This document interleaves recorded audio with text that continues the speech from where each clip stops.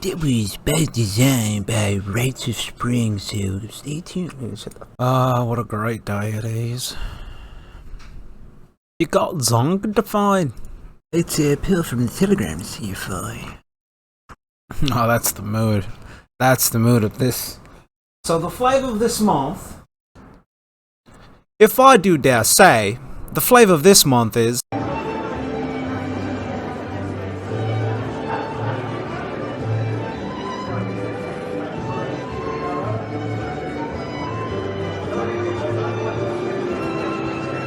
just like, you ever felt like you were just never in control?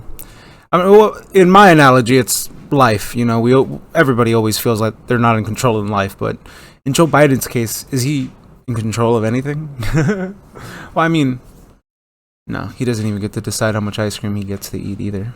That's kind of sad. But on other news, they made a very funny haha joke about how...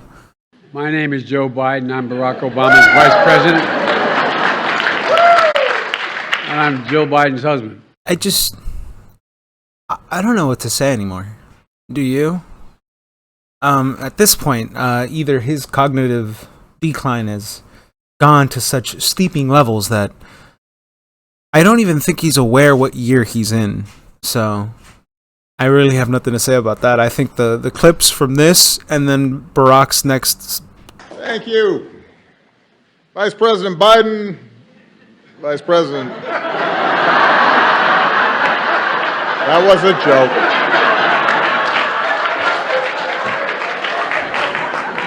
That was all set up. Part where he's all like, that was a joke. That was the best. That's the best. You can't write any better jokes than this.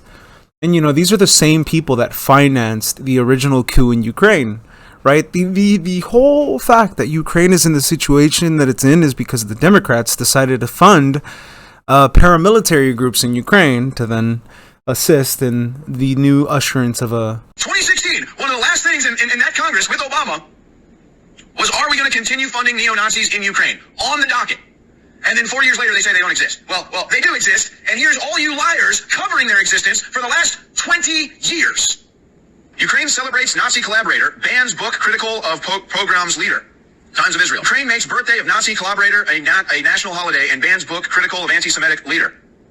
Newsweek, 2018. I don't know what you want to call it, right? Because if I think about it in American terms, I would call it alt-right, but that's not how it is for them, right? That country is divided between two, right? People who are sympathetic to Russia and then the other side who...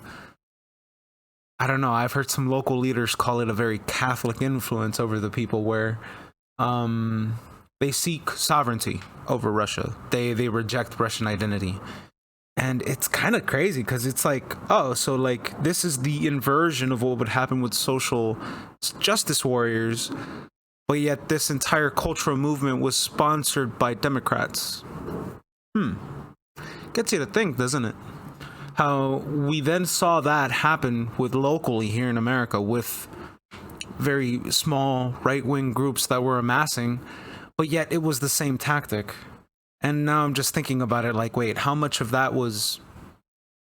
I don't know. You know what I mean? How many of these were honeypots? You know what I'm saying? How much of this movement wasn't necessarily a honeypot to find people and to arrest them, but it was to perpetuate, an underlying narrative for paramilitary groups to form naturally in the States. And because, it just fits both narratives, right? If they win, they can institute leaders as pure-blooded and then, go run from that. Yet the other inverse side is it feeds into the narrative of gun control. And something that extreme would actually institute both of these roles. So both sides win. What the fuck is that? So yeah, both sides win. Both sides win in that situation. And... yeah, who knows? You know what I'm saying? Right now, we're just watching all this currently unfold, and I'm loving it because when I started this journey, I started it by... All right, and if you haven't seen this part yet... Reserving the right to object, I have to ask myself, why now? Why does the junior senator from Missouri bring this bill to the floor of the United States Senate today? Originally, the guidelines were considered in 1984. The question of child pornography came back to us in 2003. In 2005, there was a Supreme Court case about applying the guidelines on sentencing to these types of cases, a case known as Booker. In 2005, that decision was handed down. We know in 2012, the Sentencing Commission, I don't know exactly how many years the senator from Missouri has been in the Senate, but to my knowledge, this is his first bill on this subject that he has presented in the last few weeks. And I wonder why. Why now? This is my favorite part so far also of today is when this Democrat decides to object to Josh Hawley after he makes... My bill would create a new mandatory minimum sentence of 5 years for every child porn offender who possesses pornography. 5 years. If you do this crime, you ought to go to jail. It would make the guidelines binding for any and all facts that are found by a jury or found by a judge in a trial.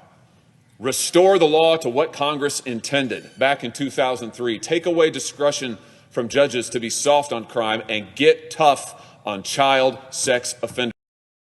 These statements, and then his responses to I object. And then I'm just going to very much paraphrase this, and even though I'm going to put the video whole right here, is he says, why now, right? We tried doing this in 2003, we tried doing this in 2005, we tried doing this in 2012 or 13, I can't remember what he said. But the point goes on with, oh, we've tried all these other times, and, you know, there's nothing we could do. We should just leave it the way it is, you know? And it's just like, Josh Hawley brings it back, and he's just like, are you kidding me, my boy? My boy, are you kidding me?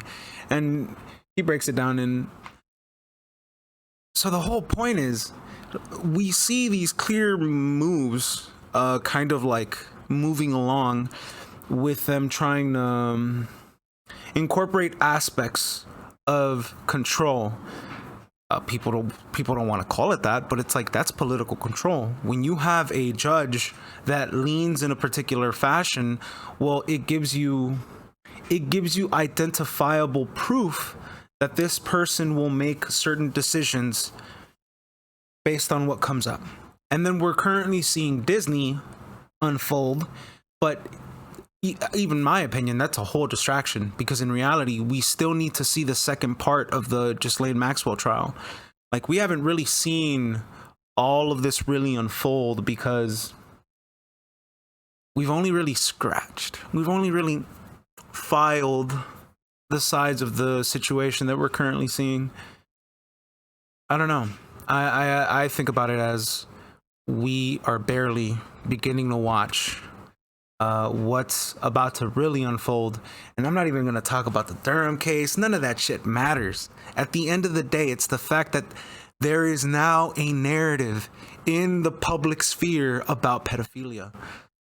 And it is gaining momentum. And now it is living inside of the realm of a bigger populace, right? This is a snowball effect, right? It's the 100 monkey experiment. After we hit the threshold of a certain amount of people that understand everything that's going on right now, once we hit that threshold, nothing will stop the cascading effect. Nothing will stop us from looking into bribery. Nothing will stop us from looking into nepotism. Nepotism is when I scratch your back, you scratch my back kind of situation, helping out family, retain better positions.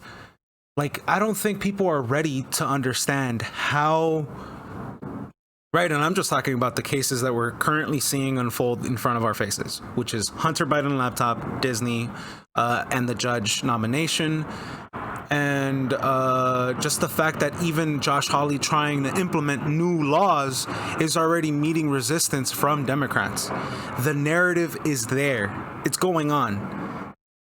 What we could see from this point on into the foreseeable future is just, I don't know what you would call it, but I would call it bliss. Because I've been talking about this for so long that I'm like, oh, you know, it gives you the idea that not, like, even if this was handled forcibly and a very few cascades of people that could do anything and stop all of this trafficking and blah, blah, blah, blah, blah. If that even happened, you would have had a lot more blood on the streets. You would have had a lot more casualties, and people are not aware of that. But doing it this way, And, it gets you to think why they forced an experiment on the human populace. Why did they do that? Why were they so desperate to really push for that? People aren't really willing to ask these questions. These are the same people that will just ignore the casual fact that both Dems and Republicans sold out America to China. Throughout the years, it just happened. They sold their machinery. They sold the production rights. They sold manufacturing. They sold jobs. They sold everything to China to prop it up, build it up, and then China used the dollar's power to build themselves as a nation. But yet nobody wants to have that conversation. Catch me outside. My name's Ramirez. In my humble opinion, the flavor of this month is, in my honest opinion, if I dare do what they say, if I dare do say, Why? Both sides.